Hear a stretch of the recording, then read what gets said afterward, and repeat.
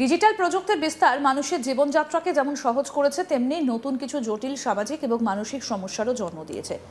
বিশেষ করে শিশু এবং কিশোর কিশোরীদের ক্ষেত্রে স্মার্টফোন এবং সোশ্যাল মিডিয়ার অনিয়ন্ত্রিত ব্যবহার এখন বিশ্বজুড়ে উদ্বেগের অন্যতম কারণ। গত এক দশকে ইনস্টাগ্রাম, ফেসবুক, এক্স হ্যান্ডেলের মতো প্ল্যাটফর্ম কিশোরদের দৈনন্দিন জীবনের অবিচ্ছেদ্য অংশ হয়ে উঠেছে। কিন্তু এই জনপ্রিয়তার আড়ালেই বাড়ছে উদ্বেগ, ঘুমের সমস্যা, সাইবার বুলিং, আত্মসম্মান বোধের সংকট, এমনকি আত্মহত্যা প্রবণতার মতো গুরুতর মানসিক স্বাস্থ্য সমস্যা। এই পরিস্থিতিতে শিশুদের ডিজিটাল নিরাপত্তাকে অগ্রাধিকার দিয়ে কঠোর পদক্ষেপ নেবার পথে হাঁটছে বিশ্বের একাধিক দেশ। সেই তালিকায় এবার নতুন সংযোজন ফ্রান্স।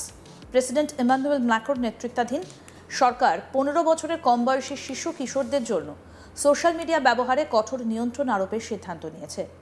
ফরাসি পার্লামেন্টের সংশ্লিষ্ট বিল পাস হবার পর আইন কার্যকরের প্রস্তুতিও শুরু হয়েছে। ইউরোপীয় ইউনিয়নের সদস্য দেশগুলোর মধ্যে এই ধরনের আইন কার্যকর করার ক্ষেত্রে ফ্রান্সই প্রথম হতে চলেছে। এই সিদ্ধান্ত শুধু একটা প্রশাসনিক পদক্ষেপ নয়, বরং ডিজিটাল যুগে শিশুদের মানসিক স্বাস্থ্য, ব্যক্তিগত নিরাপত্তা এবং সামাজিক বিকাশ নিয়ে বিশ্বব্যাপী যে নতুন আলোচনা শুরু হয়েছে তারই গুরুত্বপূর্ণ অংশ। বিশেষজ্ঞদের মতে আগামী দিনে এই আইন ইউরোপের অন্যান্য দেশের জন্যও একটা দৃষ্টান্ত হয়ে উঠতে পারে। কি বলছে ফ্রান্সের নতুন আইন? নতুন আইনের মূল লক্ষ্য হলো ১৫ বছরের কম বয়সী শিশুদের সোশ্যাল মিডিয়ায় অবাধ প্রবেশ নিয়ন্ত্রণ করা। আইন অনুযায়ী ১৫ বছরের কম বয়সী কোনো শিশু নতুন সোশ্যাল মিডিয়া অ্যাকাউন্ট খুলতে পারবে না। প্রতিটা সোশ্যাল মিডিয়া প্ল্যাটফর্মকে ব্যবহারকারীর বয়স যাচাই বাধ্যতামূলক করতে হবে। কার্যকর এজ ভেরিফিকেশন ব্যবস্থা না থাকলে সংশ্লিষ্ট প্রযুক্তি সংস্থার বিরুদ্ধে প্রশাসনিক ব্যবস্থা নেওয়া হবে। আইন কার্যকর হবার আগে সাংবিধানিক পর্যালোচনার প্রক্রিয়া সম্পন্ন করা হবে।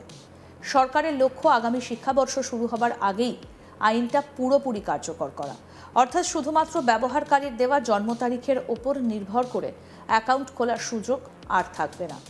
প্রযুক্তি সংস্থাগুলোকে আরও নির্ভরযোগ্য বয়স যাচাইয়ের ব্যবস্থা চালু করতে হবে। কেন এত কঠোর হচ্ছে ফ্রান্স? ফরাসি সরকারের মতে শিশুদের জীবনে সোশ্যাল মিডিয়ার প্রভাব এখন আর শুধু বিনোদনের মধ্যে সীমাবদ্ধ নেই, বরং তা সরাসরি তাদের মানসিক, সামাজিক এবং শিক্ষাগত বিকাশকে প্রভাবিত করছে। সাম্প্রতিক সমীক্ষাগুলোতে দেখা গিয়েছে ফ্রান্সে ১২ থেকে ১৭ বছর বয়সী প্রায় ৯০% কিশোর কিশোরী প্রতিদিন স্মার্টফোন ব্যবহার করে।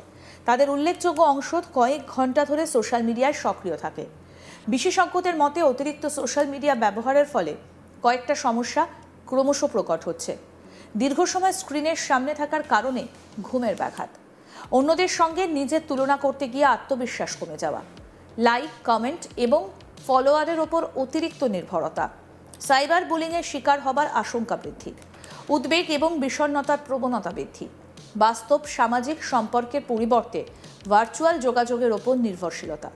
সরকারের মতে এই পরিস্থিতি ভবিষ্যৎ প্রজন্মের মানসিক স্বাস্থ্যের জন্য বড় ধরনের হুমকি হয়ে উঠছে। এবার প্রশ্ন হচ্ছে, এজ ভেরিফিকেশন কেন এত গুরুত্বপূর্ণ? এতদিন অধিকাংশ সোশ্যাল মিডিয়া প্ল্যাটফর্মে অ্যাকাউন্ট খোলার ক্ষেত্রে ব্যবহারকারীর দেওয়া জন্ম তারিখই মূল ভিত্তি ছিল। ফলে খুব সহজেই বয়স লুকিয়ে যে কেউ অ্যাকাউন্ট খুলতে পারত। নতুন আইনে এই ব্যবস্থার পরিবর্তন ঘটতে চলেছে। এখন প্ল্যাটফর্মগুলোকে এমন প্রযুক্তি ব্যবহার করতে হবে যাতে ব্যবহারকারীর প্রকৃত বয়স যাচাই করা সম্ভব হয়। যদিও সরকার এখনও নির্দিষ্ট প্রযুক্তিগত কাঠামো প্রকাশ করেনি, তবে ধারণা করা হচ্ছে ডিজিটাল পরিচয়পত্র, নিরাপদ নথি যাচাই অথবা উন্নত প্রযুক্তি নির্ভর পরিচয় নিশ্চিতকরণ ব্যবস্থা ব্যবহার করা হতে পারে। এর ফলে শিশুদের পক্ষে ভুয়ো তথ্য দিয়ে সহজে অ্যাকাউন্ট খোলা কঠিন হয়ে যাবে। কোন কোন প্ল্যাটফর্মে প্রভাব পড়বে? এই আইনের আওতায় মূলত জনপ্রিয় সোশ্যাল মিডিয়া প্ল্যাটফর্মগুলোই আসবে। এর মধ্যে রয়েছে ইনস্টাগ্রাম, ফেসবুক, এক্স হ্যান্ডেল। এই প্ল্যাটফর্মগুলোকে বাধ্যতামূলকভাবে নতুন নিয়ম মানতে হবে। তবে কিছু শিক্ষামূলক এবং তথ্যভিত্তিক ওয়েবসাইটকে এই আইনের বাইরে রাখা হতে পারে। উদাহরণ হিসেবে উইকিপিডিয়ার মতো জ্ঞানভিত্তিক প্ল্যাটফর্মের কথা বলা হচ্ছে। এছাড়া শিক্ষামূলক ভিডিও বা বিশেষ শিক্ষা সংক্রান্ত পরিষেবার ক্ষেত্রে কিছু ব্যতিক্রম রাখা হতে পারে।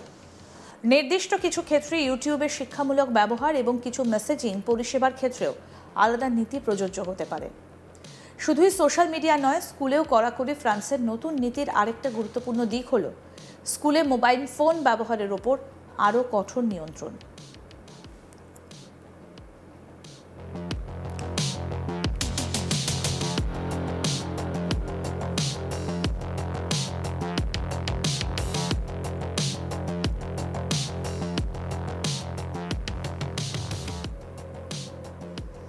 সরকার মনে করছে ক্লাস চলাকালীন মোবাইল ব্যবহার শিক্ষার্থীদের মনোযোগ নষ্ট করে এবং শেখার পরিবেশকে ক্ষতিগ্রস্ত করে। তাই নতুন নীতিতে ক্লাস চলাকালীন মোবাইল ব্যবহারে কার্যত নিষেধাজ্ঞা, শিক্ষার্থীদের মনোযোগ বৃদ্ধির ওপর জোর, ডিজিটাল আসক্তি কমানোর উদ্যোগ, শ্রেণীকক্ষে সরাসরি অংশগ্রহণ বাড়ানোর লক্ষ্য। শিক্ষাবিদদের একাংশের মতে স্কুলে মোবাইলের ব্যবহার সীমিত করলে শিক্ষার্থীদের শেখার দক্ষতা এবং সামাজিক যোগাযোগ উভয়ই উন্নত হতে পারে। বিশ্বজুড়ে গত কয়েক বছরে বহু গবেষণায় দেখা গিয়েছে অতিরিক্ত সোশ্যাল মিডিয়া ব্যবহার এবং মানসিক স্বাস্থ্য সমস্যার মধ্যে একটা সম্পর্ক রয়েছে। যদিও সব গবেষণা একই সিদ্ধান্তে পৌঁছয়নি, তবুও কয়েকটা সাধারণ প্রবণতা বারবার সামনে এসেছে। এক, উদ্বেগ বৃদ্ধি। সোশ্যাল মিডিয়ায় অন্যদের জীবনের নিখুঁত ছবি দেখে অনেক কিশোর নিজেদের জীবনকে কম সফল বা কম আকর্ষণীয় বলে ভাবতে শুরু করে। দুই, বিষণ্ণতা। দীর্ঘ সময় একাকী মোবাইল ব্যবহার এবং বাস্তব সামাজিক যোগাযোগ কমে যাওয়ার ফলে বিষণ্ণতার ঝুঁকি বাড়তে পারে। তিন, সাইবার বুলিং। আগের তুলনায় এখন অনলাইন অপমান, ট্রোলিং এবং হেনস্থার ঘটনা অনেক বেশি দেখা যাচ্ছে। চার, ঘুমের সমস্যা। রাত পর্যন্ত মোবাইল ব্যবহার করলে শরীরের স্বাভাবিক ঘুমের ছন্দ নষ্ট হয়। পাঁচ, ডিজিটাল আসক্তি। নিয়মিত নোটিফিকেশন, ভিডিও এবং রিলের কারণে অনেকেই দীর্ঘ সময় ধরে স্ক্রিনে আটকে থাকে। ফ্রান্সের সরকার মনে করছে বয়সভিত্তিক নিয়ন্ত্রণ এই সমস্যাগুলোকে কিছুটা হলেও কমাতে সাহায্য করবে। প্রযুক্তি সংস্থাগুলোর সামনে কি চ্যালেঞ্জ? এই আইন কার্যকর হলে সবথেকে বড় চাপ পড়বে প্রযুক্তি সংস্থাগুলোর ওপর। তাদের সামনে কয়েকটা গুরুত্বপূর্ণ চ্যালেঞ্জ থাকবে, যেমন নির্ভুল বয়স যাচাই ব্যবস্থা তৈরি করা, ব্যবহারকারীর ব্যক্তিগত তথ্য সুরক্ষিত রাখা, শিশুদের গোপনীয়তা রক্ষা, ভুয়ো তথ্য দিয়ে অ্যাকাউন্ট খোলার সুযোগ কমানো, ইউরোপীয় তথ্য সুরক্ষা আইন মেনে চলা। অর্থাৎ শুধু আইন মানাই নয়, প্রযুক্তিগত এবং আইনি দুই ক্ষেত্রেই নতুন ভারসাম্য তৈরি করতে হবে। ইউরোপে কি নতুন প্রবণতা শুরু হচ্ছে? ফ্রান্সের এই পদক্ষেপকে অনেকেই ইউরোপে ডিজিটাল নীতির নতুন অধ্যায় হিসেবে দেখছেন। বর্তমানে গ্রিস, ডেনমার্ক, স্পেন এবং অস্ট্রিয়ার মতো দেশও শিশুদের জন্য বয়সসীমা নির্ধারণের বিষয়টিকে গুরুত্ব দিয়ে বিবেচনা করছে। যদি ফ্রান্সের উদ্যোগ সফল হয়, তাহলে আগামী কয়েক বছরের মধ্যে ইউরোপের আরও বহু দেশে একই ধরনের আইন কার্যকর হতে পারে।